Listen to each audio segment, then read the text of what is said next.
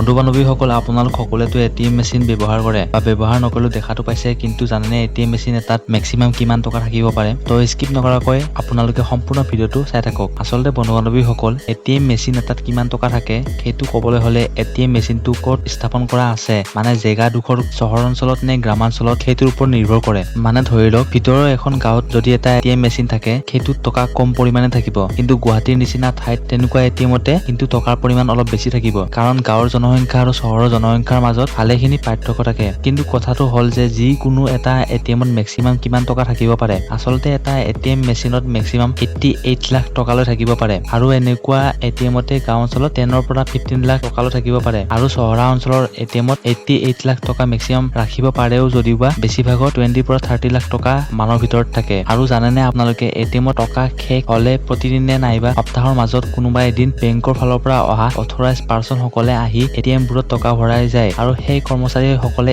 টকাও ইফাল সিফাল কৰিব নোৱাৰে, কাৰণ তেওঁলোকে গোটেই ৰিপৰ্ট দিব লাগে বেংকত। আৰু জানেনে আপোনালোকে যে এটিএমে কেনেদৰে কাম কৰে, মানে এটিএমৰ চাৰ্ভাৰটো কেনেদৰে চলি আছে? হয়তো চাগে বহুতে ভাবে যে এটিএম বোৰ ইন্টাৰনেটৰ দ্বাৰা চলি থাকে, কিন্তু এনে নহয়। হয়তো বেছিভাগ লোকে স্ক্ৰীনত থকা এই ডিছবোৰ দেখিছে এটিএম বোৰৰ ওপৰত। আচলতে এইবোৰৰ দ্বাৰা এটিএম বোৰ কানেক্টেড থাকে, আৰু যদি ইন্টাৰনেটৰ দ্বাৰা এটিএম বোৰ কানেক্টেড হল হয়, তেন্তে এটিএম বোৰ হেক কৰাৰ চান্স থাকিল হয়। বন্ধু বান্ধৱীসকল, ইন্টাৰনেটনো কি জানেনে? আচলতে ইন্টাৰনেট এটা ডাঙৰ পাব্লিকেলি এক্সেসেবল নেটৱৰ্ক হয়, আৰু বেংকে যি নেটৱৰ্ক ব্যৱহাৰ কৰে সেয়া বেংকবোৰৰ এটা নিজৰ প্ৰাইভেট নেটৱৰ্ক হয়, আৰু এই ডেডিকেট নেটৱৰ্কৰ দ্বাৰাই সিগনেল দি কাম কৰে এটিএম বোৰে। আৰু এটা দৰকাৰী কথা, এটিএমৰ ভিতৰত কেছ খিনিক হল্ড কৰি থকা পাৰ্টটোক কি কয় জানেনে? সেইটোক কেছেট বুলি কয়, আৰু এটিএমৰ এইটো মেইন পাৰ্ট হয়। আৰু যিখন এটিএম কাৰ্ড থাকে, সেই কাৰ্ডখনৰ পিছৰ ফালে যে এডোখৰ কলা ৰঙৰ নিচিনা থাকে, তাতেই আপোনাৰ গোটেই তথ্যখিনি থাকে, যেনে আপোনাৰ নাম, আপোনাৰ একাউণ্ট নম্বৰ, IFSC কোড, ক'বলৈ গ'লে আপোনাৰ গোটেই তথ্যখিনি তাতে থাকে সেই কলা অংশখিনিত, আৰু এইটোক